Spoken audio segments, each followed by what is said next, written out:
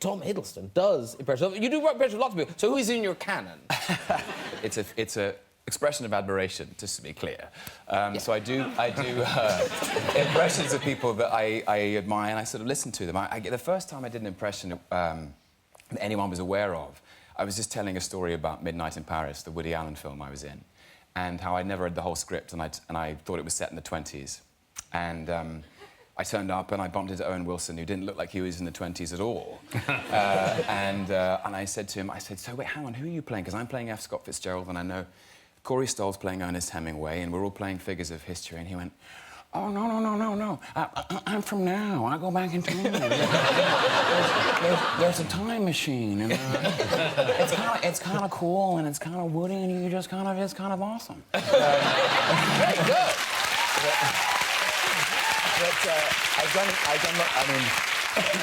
I've been made to do impressions of my fellow Avengers.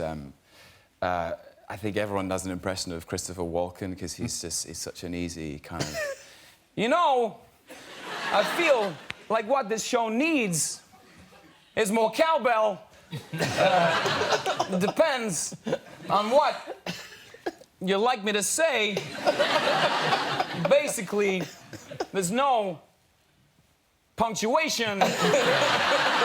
Anything that comes out of my mouth.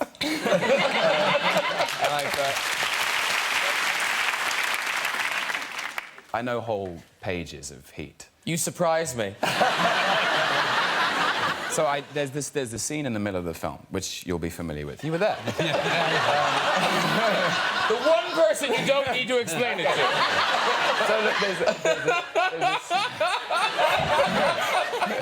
he remembers. You're very good in this. He remembers. Yeah. There's a scene in the middle of the film which is because Al Pacino and Robert De Niro. He's there. Sorry about this. Don't worry.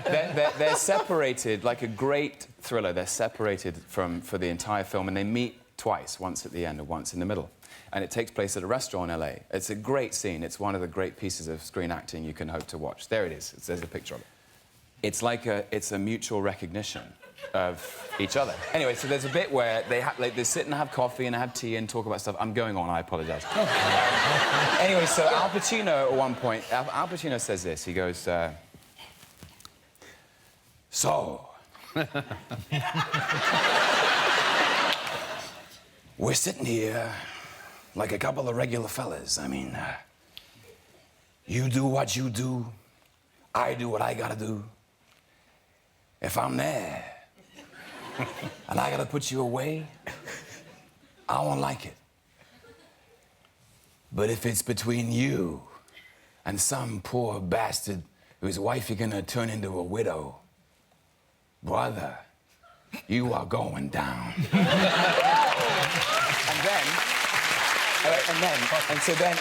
And then Michael Mann cuts back to the esteemed gentleman at the end of the sofa.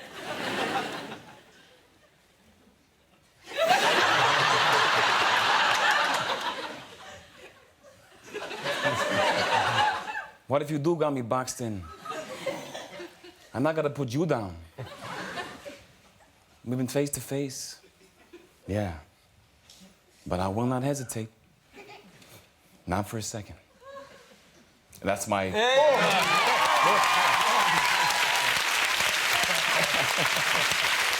This is so meta. I feel like I've gone into a parallel universe where You're playing all these parts. Yes, I apologize. No, that's great. Yeah, I did an impression of Ken Branagh. That was my favorite scene. Was it your favorite scene? Yeah. It's a Still? great... Yeah. No, but my favorite scene that was written before, not because of doing it, but my favorite scene written in the film. You know, that it's a great piece of writing. Yeah, it feels like it plays in two singles in a way. Like And it's like the most beautiful game of tennis. Did you each do lots of takes? Did you do lots of takes? I forget how many takes we did. I don't think we did more than 5 to 8 or 9 at the most. Maybe less. And you talk about your dreams and you talk about your life. It's so great. It's so great. There's that bit, another bit where you go. Well, you know, he says, Pacino says, so you never wanted a regular type life, and Bob, may I call you Bob? Yeah.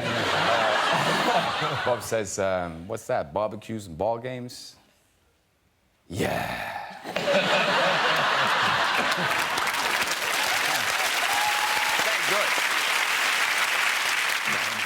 But you collect a lot of that stuff, don't you? I collect, yeah. Well, I collect stuff from movies, some of the stuff, movies I've done, but really mainly Star Trek memorabilia because I love Star Trek. Such a nerd. Have you never been in a Star Trek? No, I've never been in a Star Trek, but I love the original series. So I have, like, I have the Gorn head from the original series from the episode Arena, where I know. I know. I'm just nodding. Oh, the Gorn head. The Gorn head. Okay. I have. What the f is a Gorn head? That's like someone you hear in prison. What the Gorn is? The Gorn from Star Trek? We're going to give you the Gorn head. Oh, wow. Okay. Do you have any of the boulders? Do you have any of the boulders? I don't have any of the light boulders made out of paper mache. No, but I have Spock's ears from. Yeah. Oh, they actually, now they are. Yeah, they're know really what cool. that is, Yeah, yeah. we know what they are. They're worth collecting. Yeah, very good. Because you are a genuine big science fiction fan, aren't you, Simon? So when you got the call for Star Trek, you were genuinely excited. We've got a picture that you took of yourself trying on a costume. Oh, you can see that the phone hands there like that. It's like taking my own pic. Do you like Star Trek? Yeah. Do you? You don't have to say that. I like the ears dudes and stuff, yeah. Yeah, ear dude suggests not a huge fan.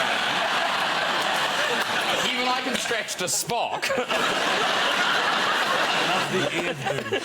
Ear dude. You were doing so well. The ear dude and the rocket ship and the Martians, you really dig that stuff. Yeah. But no, you love Star Trek. I grew up watching it. It was on every night at 6 o'clock.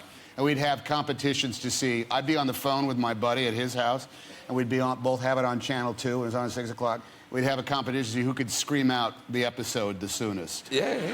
Well, now, listen, we alerted each of you to the fact that you are both Star Trek fans.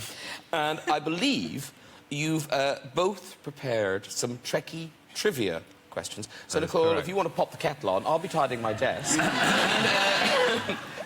And, Simon, have you got your questions? I have. Tom? Oh, I'm sorry, I left them in my dressing room. Very good. Oscar winning. If only there was some way to transport you there quickly. Hey, wait a minute. The guy who plays Scotty might know how to get my body broken down into molecules, transported to the dressing room and back, and I could get the questions that way, perhaps. I have some experience of matter transfer. In fact, I've taken the liberty of bringing with me my own personal transporter. So let's just energize.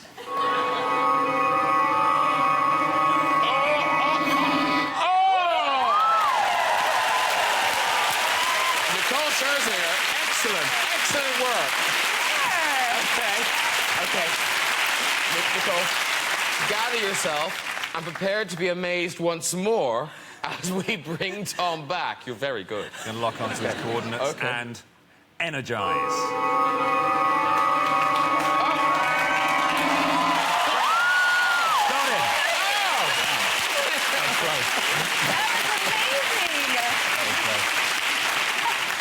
It sort of diminishes the film, doesn't it? I don't know. You English talk shows are way advanced. They can't even do that on Leno. No. All right. So we've got the questions. So, Tom, do you want to start? You do one question. One to him. And one back. And right. we'll have a little... I don't think I am. I don't know. Nicole, if they don't know the answers, I'll throw to you. Sure, no one. Okay? Don't ask me anything. Question number one. Okay. What did Captain Kirk call Mr. Spock in the spores infection episode that forced him to blow his top and put his fist through the Enterprise console as he was trying to beat his captain to a pulp? Oh, was it something like you, like, it's something half-breed, right? Is it So close. worthless half-breed? That was the first part. Then he called him Jojo the dog-faced boy. No. You remember that? I'll be in the cage right next to Jojo the dog-faced boy. That's one. Ah! Perfect little indentation of his fist.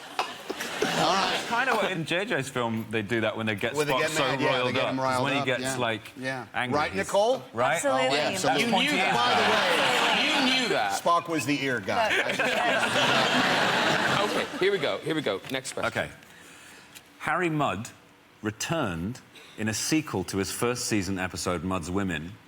What was that episode called? I am Harry Mudd. Thinking about it, that was a season 3 Mudd Sisters, so he probably came back again. So I Mudd would have been his second appearance, so technically... Are we Tom- giving Tom a I'm point? Tom. Yeah, I'm Tom. Mudd. A point! We have a point! My bad. That was my bad.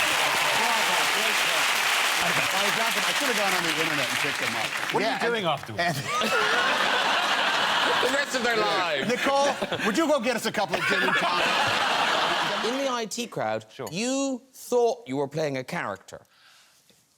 Well, I did a lot of research for that part where I play a geek. I went online, and that was it. Also, Graham, who wrote it, he said, you know, I've written a part. It's for the nerdiest person in the world.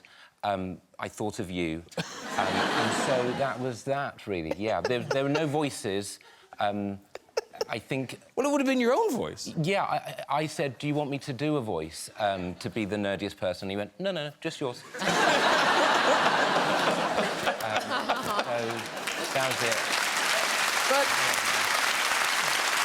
But Moss is one of those characters that does delight people, and even this Halloween, so people were dressing up as Moss from the IT crowd, and you must have seen this picture. There was a little girl. Do you know this? Well, look, it's a cheap costume. It's a check shirt. Oh no! Don't dash her dreams. I will not. This is a little girl in America, and she's a big fan. And for Halloween, she went as Moss. Look at that!